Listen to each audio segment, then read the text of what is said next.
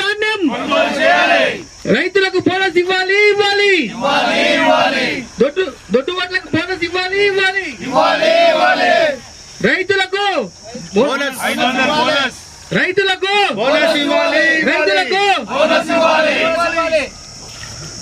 తడిసిన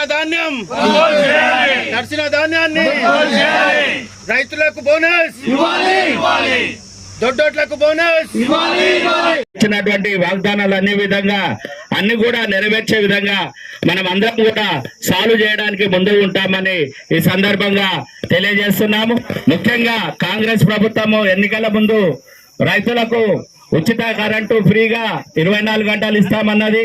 ఇప్పుడు కూడా ఈ రోజు కూడా కరెంటు ఉదయం పోయింది, ఇంతవరకు పతా లేకుండా పోయింది. అదే విధంగా రైతుల యొక్క వరి కొనుగోలును మొత్తం కొనుగోలు చేస్తాము, తడిసిన ధాన్యాన్ని కూడా కొనుగోలు చేస్తామని ఆ రోజు చెప్పడం జరిగింది. అదే విధంగా ప్రతి క్వింటాల్కు 500 రూపాయలు బోనస్ చెల్లిస్తాం.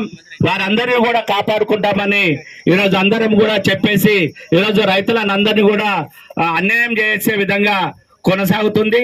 దాన్ని నిరసనగా కేసీఆర్ గారు మీ ఎంట ఉంటారు, ప్రతి రైతుకును కాపాడే విధంగా మనం అందరం కూడా ముందు ఉంటామని ఈ సందర్భంగా కోరుకుంటున్నాం.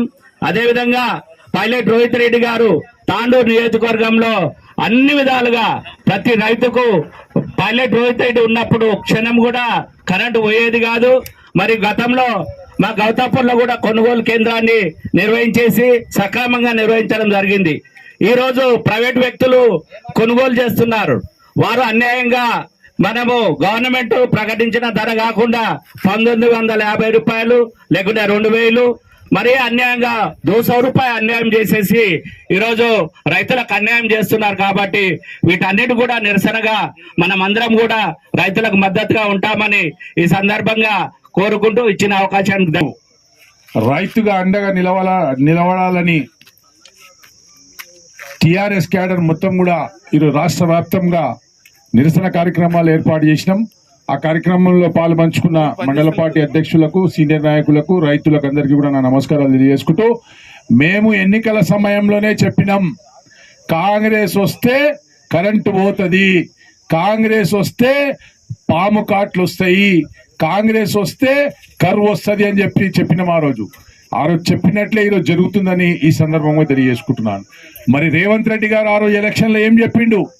9 తారీఖు నాడు 2 లక్షల రుణమాఫీ చేస్తా అని మోసం చేసిన వ్యక్తి రేవంత్ రెడ్డి. మరి ఇప్పుడు 15 ఆగస్టు అని చెప్పేసి మరొకసారి మోసానికి సిద్ధమైండు. మరి ఎన్నికల్లో ఏం చెప్పిండు?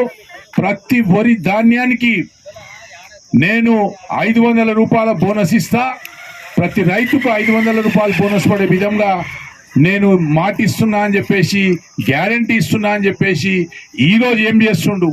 ఈరోజు ఓన్లీ సన్ల ఒడ్డు కొంటారంటుండు. మరి తెలంగాణలో దాదాపు 3 లక్షల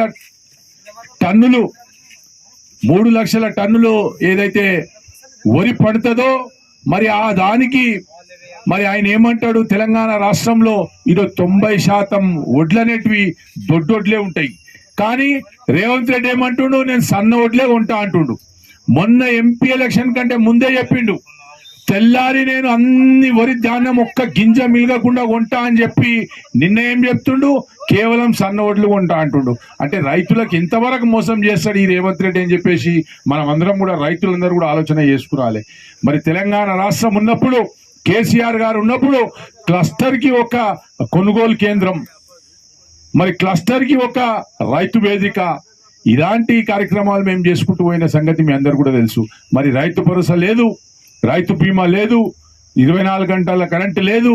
మరి అన్ని పచ్చి మోస మాటలాడి ఈరోజు అధికారంలోకి వచ్చి మరొక్కసారి రైతులను రోడ్ల పాలు చేసే విధంగా ప్రయత్నం చేస్తున్నారు. కాబట్టి మేము అధికారులకు కానీ ప్రభుత్వానికి కానీ హెచ్చరిస్తున్నాం, రైతులతో ఏ ధాన్యమైనా ఉండని, అది వానకు తడిసిన ధాన్యమైనా కానీ, దొడ్డుబొడ్లు కానీ, మిగతా వరి మొత్తం కూడా అధికారులు కొనే విధంగా మేము ఒత్తిడి చేస్తాం.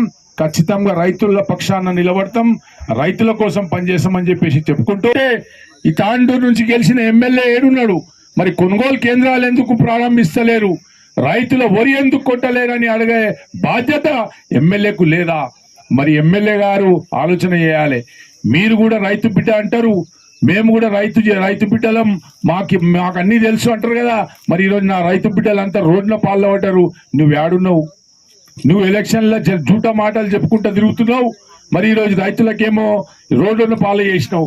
కాబట్టి అందరు రైతులు ఆలోచన చేసుకోండి.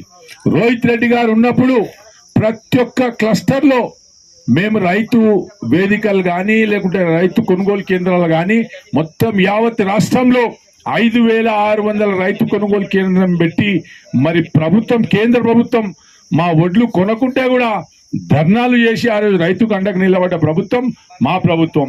మరి ఈ రోజుకి రేవంత్ రెడ్డి గారి ప్రభుత్వం ద్వారా రైతులకు ఏమి కూడా మేలు జరగదు. కాబట్టి మేమందరం టిఆర్ఎస్ పార్టీ వాళ్ళు మొత్తం కూడా తాండూరు నియోజకవర్గంలో ఉన్న రైతుల కోసం అండగా నిలబడతాం, పోరాటాలు చేస్తాం.